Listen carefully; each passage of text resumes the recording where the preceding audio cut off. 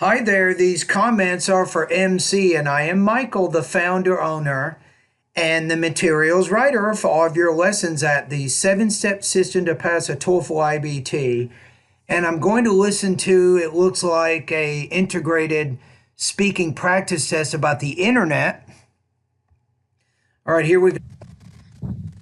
Internet become part of our daily lives, but it has its own advantage and disadvantages. In the written You don't need any of that. Why are you even saying that? Just focus on the reading and the listening passage. There's no need to create an introduction to raise a topic. You can just start by stating the main points of the reading and the listening passage. Your job here is to just summarize the information. You don't have to try to make it more or less interesting than it is. You simply need to explain what is said in both the reading and the listening. So that first part, the first 10 seconds of your response is unnecessary. passages is described the negative effect, especially on the children because of the accessibility to pornography.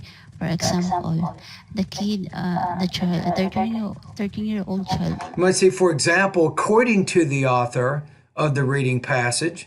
So again, I would put a voice marker in there. You're 24 seconds into your response, but you still need to acknowledge, who is saying this information. Now, the other thing is it's your volume. You want to speak louder and make sure that you're varying your intonation more. So that's going to help you with your intelligibility.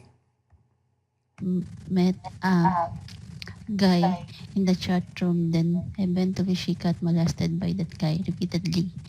While on the lecture is described the positive effect of internet in the economic and educational growth. Okay, wait a minute. Now let's see. When you move from the reading to the listening, let's see what you do. Guy in the chat room, then eventually she got molested by that guy repeatedly. While on the lecture. Now, at this point, I would say, on the other hand, or in contrast, or however, you need a clearly marked transition word, a contrast, to show how the information in the listening is different from the information in the reading. So I think that will help you with your organization. Let's describe the positive effect of internet in the economic and educational growth. Through internet, we can place our order and purchase. No, not we, consumers. So through the internet, consumers or customers, right? So you don't want to put we or I in there. The purpose here is to be objective. You don't have to include yourself as part of the discussion. You're just explaining the information from either the speaker or the writer's point of view. So I think third person point of view works better than the first person singular or plural point of view. Does that make sense? So maybe he, she, or it, or they. In this case, I recommend that you use consumers. Chase our stuff through online. While the education, there's a lot of educational videos that we can learn. That You're having some problems with you're hesitating, you're speaking a little bit too slow with there, so you have to improve your fluency and to speak about this information a little bit faster than you are.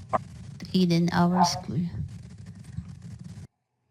Right, notice how you're 107 or 67 seconds. I think if you had gotten rid of the first 10 seconds of your response, which was not needed anyway, I think your response would have been better framed. Right? Okay, now we're looking at the rubrics. What is your score here? So delivery, like I said, definitely you need to make some improvements with, I think, intonation, thought groups, and blending. Sometimes you have too many pauses or you're speaking in more of a monotone, right? So I think in my online course, you can go to pronunciation lessons 36 through 40 to study intonation. You can also go to pronunciation lessons 41 through 44 to focus more on thought groups and blending. Language use, I think for the most part, I didn't notice any specific grammatical problems, so I'm not going to comment too much on that. Topic development, I already gave you some comments on that. about the introduction, so you know that. I'll also put more voice markers in there.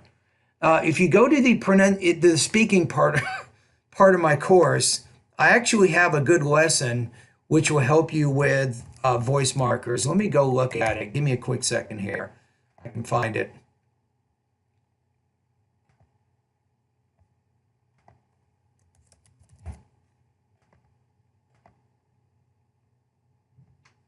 Okay, so I'm looking at my website right now, right? So let's go down to speaking. Let's see what we have. Okay,